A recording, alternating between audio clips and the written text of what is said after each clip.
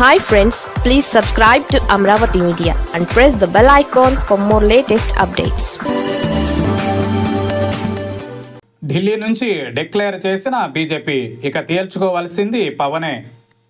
BJP అధినాయకత్వం తేల్చేసింది. దక్షిణాదిన party బలోపేతం పైన బీజేపీ ఫోకస్ చేసింది.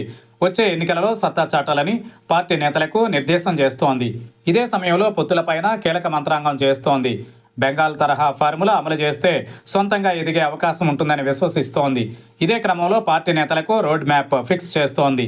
బీజేపీ తాజా నిర్ణయంతో ఇప్పుడు పవన్ కళ్యాణ్ తన నిర్ణయం ఏంటో తేల్చుకోవాల్సిన పరిస్థితి ఏర్పడింది.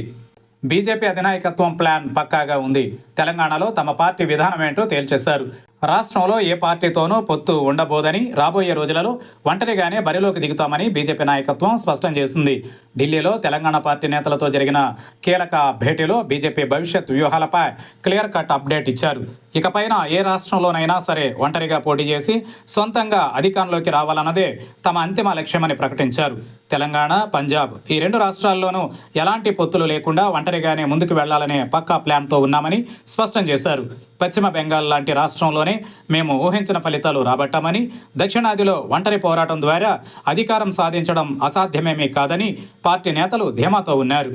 అందులో భాగంగా బీజేపీ తెలంగాణ అధ్యక్షుడు రామచంద్రరావు కీలక ప్రకటన చేశారు. గ్రేటర్ ఎన్నికలలో తాము ఒంటరిగానే పోటీ చేయనున్నట్లు వెల్లడించారు. జనసేనతో జాతీయ స్థాయిలో పొత్తు ఉన్నదని, తెలంగాణ రాష్ట్రం విషయానికి వస్తే ఏ పార్టీతోనూ పొత్తు ఉండదని అన్నారు. జనసేన విషయం అధిష్టానం చూసుకుంటుందని తేల్చి చెప్పారు. ఆ పార్టీ ఎన్డీఏలో భాగస్వామిగా ఉన్నా తాము మాత్రం సింగిల్గానే పోటీ చేస్తామని వెల్లడించారు. ఏపీ తరహా పొత్తులు తెలంగాణలో వద్దని పార్టీ నాయకత్వం నిర్ణయించింది. ఇప్పటికే గ్రేటర్ ఎన్నికల కోసం జనసేన కార్యాచరణ ఖరారు చేస్తోంది. గ్రేటర్లో ఏపీ నుంచి వచ్చిన వారు ఎక్కువ సంఖ్యలో ఉండడంతో బీజేపీతో కలిసి వెళ్లడం ద్వారా కలిసి వస్తుందని అంచనా వేశారు.